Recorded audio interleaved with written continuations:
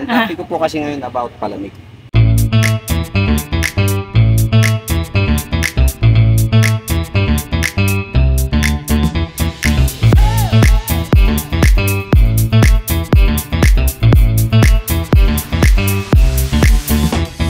Bakit mahalaga magtinda ng palamig kapag street food vendor ka? Halimbawa po ito, ang punan po nito ay something like 20 pesos sa lemon, 70 pesos sa powder, sugar parang 30 pesos, and then yellow 5 pesos isa.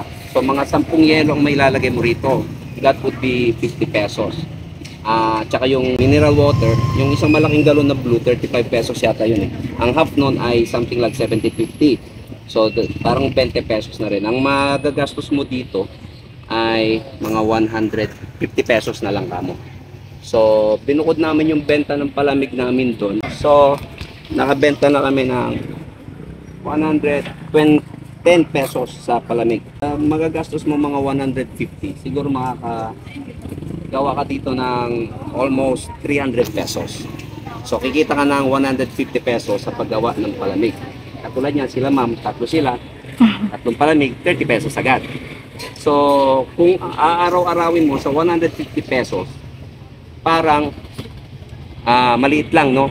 Pero actually, yung palamig, it can pay your bills. Halimbawa ako, ang bill ko sa kuryente ay 3,500, and then 1,500 sa internet, so 5,000 na yun.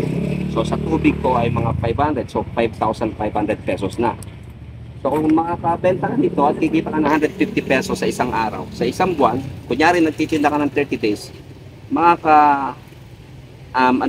ipon ka ng amount na parang 4,500 pesos. What else? Yung yellow kasi binibili yan, 5 pesos isa. So kung 10 pesos, talo ka kaagad ng 50 pesos. Yung tubig naman na potable water or mineral water, kung bibili mo 20 pesos. Another 20 pesos, talo ka na naman, which is 70 pesos. Ang advantage nito, dahil may freezer kami, mamaya ibibidyo ko, dalawang freezer yon, isang chest freezer tsaka isang refrigerator na may freezer. Yung refrigerator na freezer can handle like 15 bags of ice, and then yung freezer naman mga 30. Pero hindi nakakagawa ng yelo yun araw-araw ng 24 hours, no? Sometimes 48 hours. But still, dahil tipid na ako sa yelo na 50 pesos, tipid na ako sa, at meron kaming reverse osmosis na so hindi na namin kailangan bumili ng mineral water kasi bumili na ako ng parang yun din yung machine na malaki na ginagamit na nagtitinda, nagre-retail ng mineral water na pinaliit. So save kami ng 70 pesos approximately isang gawaan ng palamig. So maganda magtinda ng palamig habang nagtitinda kayo. Like fried chicken, ang naisip namin ni ate na palamig dito ay lemon iced tea. So patok po, kaya nitong bayaran ang bills mo sa isang buwan. And I advise, dahil dito hundreds and thousands of people ang dumadaan dito, kaya kayang ma-afford ng palamig, ang kikitain nito bayaran ng bills mo. Yun po, mamaya video natin yung refrigerator natin tsaka chest freezer at yung total amount ng kikitain natin sa benta sa palamig. Ito yung sabi namin i-video ko. Itong freezer na to, refrigerator actually, yan, kaya nitong gumawa ng hanggang 20 yelo. Pero hindi niya kakayanin yun ng 24 hours. Kasi dapat nakadikit yung yelo sa base or sa wall. So, something like 20 kaya nito but 48 hours. And this freezer, chest type freezer, is can make like 30 siguro or 40. But still, mga 48 hours yun. So, there are times na bibili ka pa rin ng yelo. But after 48 hours, pwede na yung mga yelo dito. Yun. Malaking advantage sa'yo at katipiran kung meron ka siya tayong mga kaganda.